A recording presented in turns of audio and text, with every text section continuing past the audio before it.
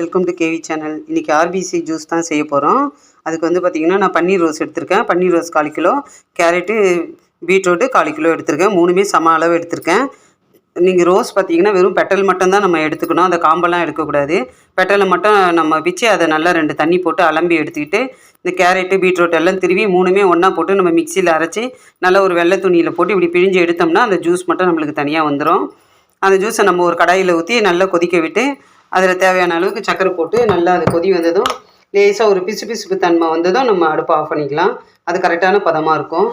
இது குடிக்க பார்த்திங்கன்னா ரொம்ப நல்லாயிருக்கும். உடம்புக்கும் ரொம்ப நல்லது. பன்னீர் ரோஸ் வந்து அல்சர் ப்ராப்ளத்துக்குலாம் ரொம்ப நல்லது. இது நீங்கள் தொடர்ந்து குடிச்சிக்கிட்டே வந்தீங்கன்னா மாநிறமாக இருக்கவங்க கூட நல்ல கலர் ஆகிடுவாங்க. நல்ல கலரும் கொடுக்கும் இது நீங்கள் இது போல் கொதிக்க வச்சு ஒரு பாட்டிலில் ஊற்றி நம்ம ஃப்ரிட்ஜில் வச்சுக்கிட்டோம்னா 1 மாதம் வரைக்கும் நம்ம அதை யூஸ் பண்ணிக்கலாம்.